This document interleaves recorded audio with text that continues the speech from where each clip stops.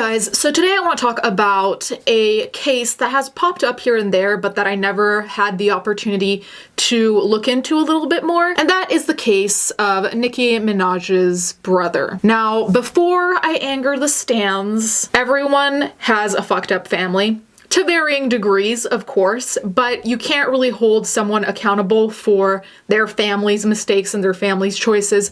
So I'm not blaming Nicki for what he did. However, if she still supports him, I get supporting family, blah, blah, but that doesn't really count for me when that family member rapes children. But anyway, let's get into it. Nicki Minaj's brother sentenced to prison for repeatedly raping stepdaughter. Jelani Mirage was accused in 2015 of routinely raping his stepdaughter beginning when she was 11 years old. You see why I would have difficulty understanding why you'd stand by that person?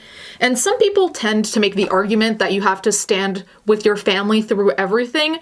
But if they're toxic, if they're terrible, if you have moral, ethical, whatever issues you have with them, you actually don't have to. So I'm just putting that out there. More than 2 years after his conviction, Nicki Minaj's brother Jelani Mirage has been sentenced to serve at least 25 years in prison for repeatedly raping his stepdaughter. Mirage, 40, appeared in court on Monday morning in Long Island, New York, where State Supreme Court Justice Robert McDonald sentenced him to 25 years to life in prison, People reports, citing an unnamed source with the Nassau County District Attorney's Office. Judge Robert McDonald tore into Mirage during sentencing, stating that, in his view, Mirage ruined his child, according to page 6. You raped this child, you raped her over and over again, McDonald said. Mirage, who was first arrested in 2015, was found guilty in 2017 of predatory sexual assault, The Guardian reports. He did not take the stand in his own defense during the trial, but the victim, who was 14 then but 11 when the abuse started, said that while Mirage was married to her mother, he would routinely rape her, calling her his puppet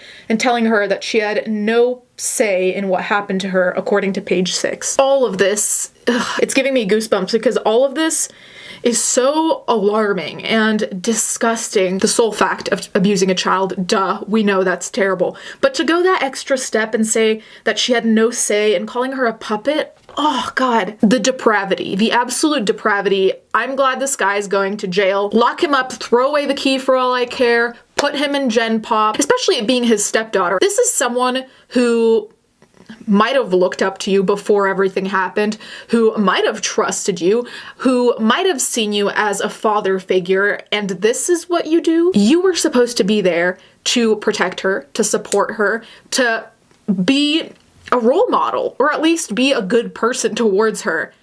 And you do this. Like, do you realize the trust issues that will come out of this? I can't imagine having a parent or someone who's supposed to be a parent to you. I don't know. I just don't know how you could trust anyone ever again. And I just hope she gets therapy and gets the help she needs because I can't imagine what she's going through right now.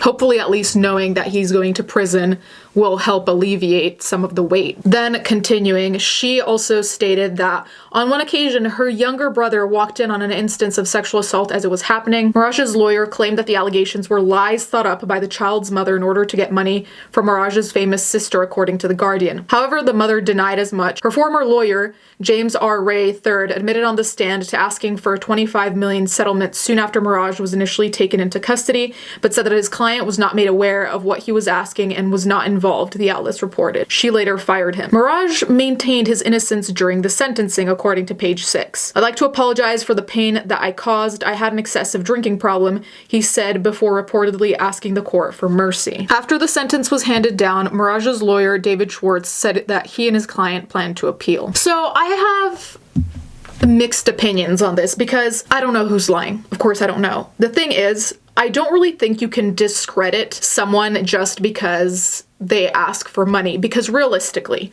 yes, it would be better if he went to prison, but there are cases where people ask for money because in the end, aside from prison, the only thing you can do is really go to therapy and work on yourself, and that is expensive and it requires money. So to know that the person who went through all of this will be taken care of for life, that could feel like justice for certain people. It really depends, and it depends on what kind of situation they're in financially. So it doesn't necessarily mean that it didn't happen. Also, the other thing that I find suspicious, if she were lying, it seems very specific to come up with the term puppet. I don't know, I just can't really imagine someone sitting there and thinking about oh yeah, so what should we say he said to you? Like, it could have been way vaguer. If you were gonna lie about it, I guess going into detail makes it more convincing, but I don't know, I don't really see that being the case. Also because if he's really not guilty, why would he say, I'd like to apologize for the pain that I caused, I had an excessive drinking problem? Are you trying to say that you had a drinking problem and that's what caused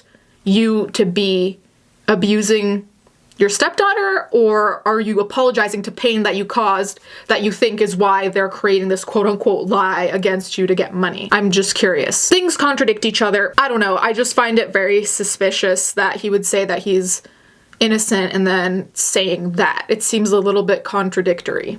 Or at least not elaborating on what you mean when you say pain, because it sounds a little bit like an admission to me. Anyway, then there's this other article. So in this other article, this is part of what cemented my belief that he is guilty. It said that Miraj's lawyers said that the rape allegations were concocted. However, prosecutors said the DNA evidence supported the allegations and the younger brother testified that he witnessed one assault. If it was concocted, yes, the mother could have said, hey, back your sister up, fine.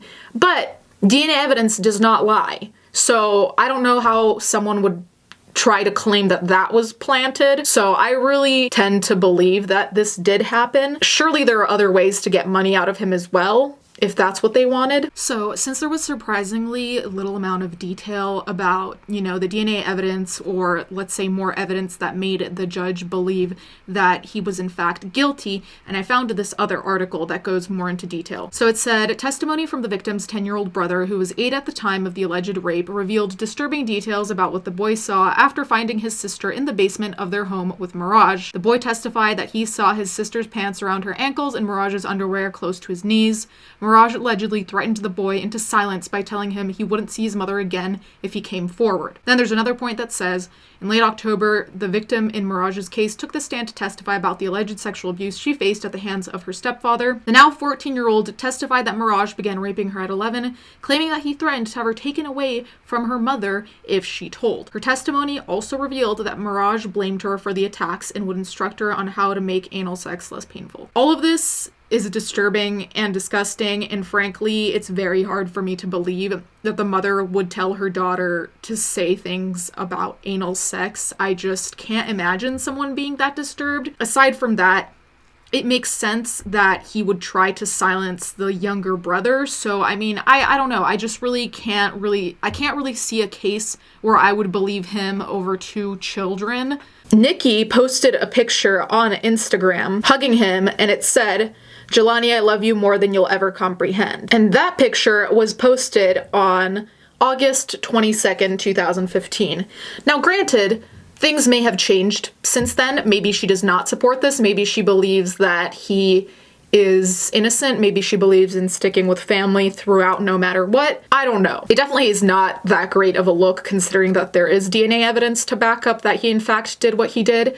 So the thing that I found particularly interesting about this is that, at least based on the people I'm following, or at least based on the outlets that I follow, very few people have been discussing this at all. It seems like it's kind of been swept under the rug. I don't know why that is. I don't know if it's because some people are scared of like the backlash they might get from Nicki stans. I genuinely don't know. Like I said, I don't know what Nicki's stance is, so if you're a stan, I'm not saying she's a terrible person, I'm just saying what's the deal. Anyways, guys, let me know what you think in the comments down below. Do you really think this was concocted to get money? Do you actually think it's true? Do you feel similarly to me that the DNA evidence is really what speaks, along with the amount of detail and the backing by the little brother?